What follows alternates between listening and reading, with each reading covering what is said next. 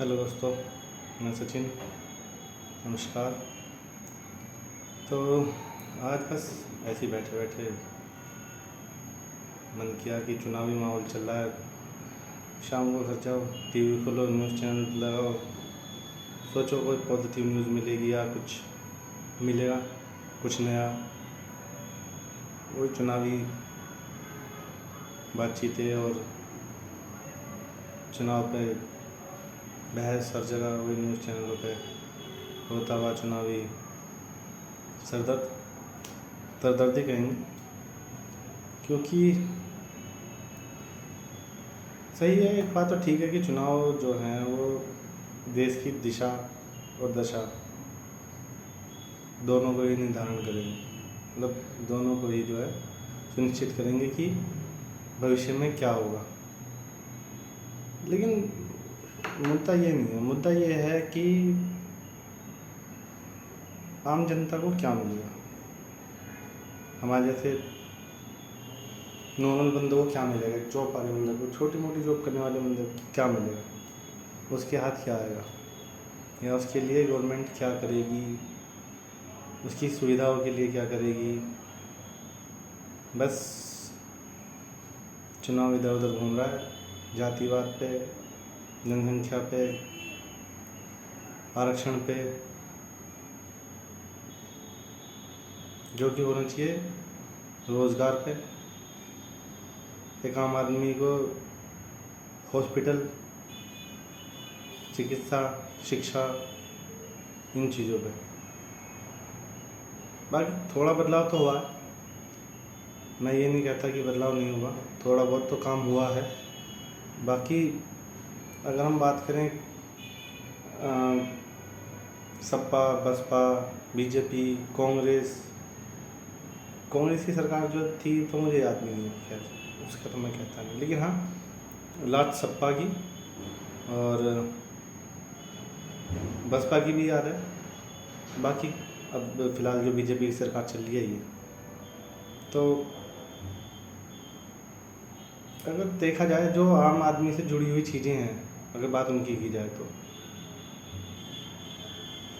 पिछले कुछ सालों में थोड़ा बहुत काम कहीं ना कहीं हुआ है। काम पिछली सरकारों ने भी किया था, और हर सरकार अपने जो समय होता है, अपने कार्यकाल होता है, उसमें काम करती है। लेकिन कितना करती है, बात ये है, और किसके लिए कर रही है, और किसको कितना फ़ायदा मिल रहा है। जैसे कि बात करें बीजेपी सरकार, इससे पहले सपा सरकार, तो सड़कें तो सपा ने भी बनाई, हाईवे बनाया, ये ताज हाईवे जो बना है सपा सरकार में बना था।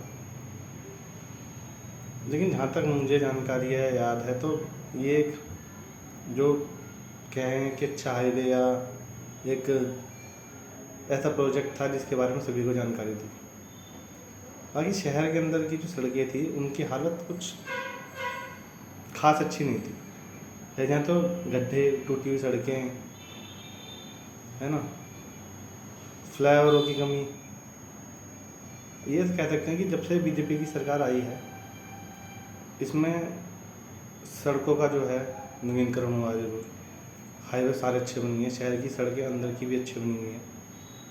आप हरिद्वार वाला ये हाईवे देख लीजिए, MH58 हमारा, या मेरठ से जो अभी ये गया क्या कहते हैं डासना की तरफ, ये वाला हाईवे देख लीजिए।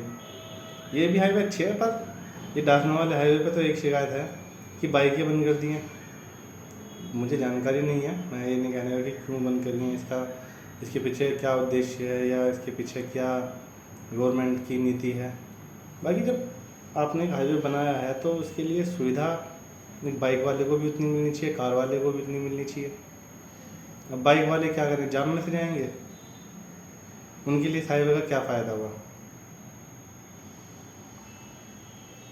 तो ये तो सोचना चाहिए खैर गवर्नमेंट को कि बाइक वाले को भी तो जाना है, उसके लिए भी तो आपने हाईवे बनाया है, वो भी तो टैक्स दे रहा है, वो भी तो देश का नागरिक है।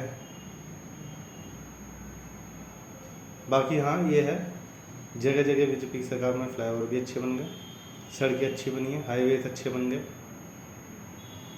पहले से बिजली की समस्या भी थोड़ी कम हो गई है, बिजली भी पहले से ठीक आ रही है। बाकी बात करें और मुद्दों की तो ये भी है कि हाँ, पिछले 7-8 साल में योगी सरकार में कानून व्यवस्था भी पहले से ठीक है। ये नहीं है कि हाँ आप यहाँ हिंदू मुसलमान हो गई या यहाँ पे ये हो गया वो हो गया, उस चीज़ में भी थोड़ा पहले से फ़र्क है। और ये भी नहीं कहेंगे कि सपा सरकार ने अपने टाइम में भी कुछ हिंदू मुस्लिम क्या हुआ, क्योंकि कोई भी सरकार है अपने कार्यकाल में कभी नहीं चाहेगी कि भी किसी भी तरह का माहौल बिगड़े या सरकार के ऊपर कोई भी उंगली उठाए। पर कुछ ऐसे होते हैं सामाजिक तत्व सरकार में बैठे हुए, कुछ ऐसे लोग जो सरकार में आने के बाद या थोड़ी सी पावर मिलने के बाद उछलने लगते हैं, है ना। वो उछलने वाला मतलब है ना कि वो मत दिखाना है कि हाँ अरे हम तो अब ये हो गए, हम मंत्री हो गए, हम विधायक हो गए। तो बाकी देखिए, वोट दीजिए अपनी समझदारी के हिसाब से दीजिए, सपा को दीजिए चाहे बसपा को दीजिए या कांग्रेस को दीजिए। पर ये है कि हाँ, कम से कम एक स्थिर सरकार हो। ये ना हो कि जिसकी चारों टांगे कुर्सी की 4 अलग अलग आदमियों के हाथों में हो कि उसे जब चाहे जो चाहे गिराए और जब चाहे उसे सहारा दे दे। ये नहीं होना चाहिए। पिछले 10 साल में ये है कि एक स्थिर सरकार देश में बनी है, उसका फ़ायदा लोगों को मिल रहा है, चाहे अच्छा हो या बुरा हो। किसी के लिए अच्छा भी हो सकता है, किसी के लिए बुरा भी हो सकता है। मैं ये नहीं कहता कि हाँ सभी के लिए अच्छा होगा, क्योंकि सिक्के के 2 पहलू हैं। कुछ काम किसी के लिए अच्छा भी है तो किसी के लिए बुरा भी है। तो मेरा मानना तो ये है कि अगर आप वोट दें तो ये सोच के दें कि एक सरकार बनानी है और पूर्ण बहुमत की सरकार बनानी है, चाहे वो किसी की भी हो। क्योंकि जब तक आदमी स्वतंत्र नहीं होगा, जब तक वो नीतियाँ नहीं बना पाएगा और ना ही वो अपनी इच्छा के अनुसार काम कर पाएगा। क्योंकि अब मान लीजिए कि हर आदमी का अपना निजी स्वार्थ है। राजनीति में लोग कहें कि मैं जन सेवा करने के लिए आया हूँ, कि मैं तो जन कल्याण के लिए आया हूँ। ये तो देखो सबको पता है, आपको भी हमें पता है कि सब अपना निजी स्वार्थ, अपना हित साधने के लिए आए हैं। आम जनता की कौन कितनी कर रहा है, कितनी सुन रहा है, वो सबको पता है। तो वो तो खामखा की बात है।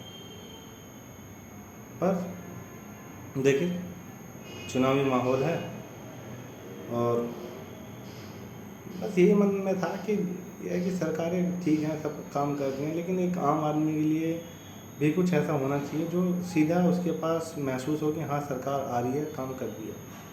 कुछ फ़ायदे हुए हैं, ऐसी बात नहीं है। मोदी सरकार में कुछ चीज़ें आई हैं कि गरीब आदमी तक वो पहुँचे हैं। गैस का चूल्हा हो, सिलेंडर हो, है ना।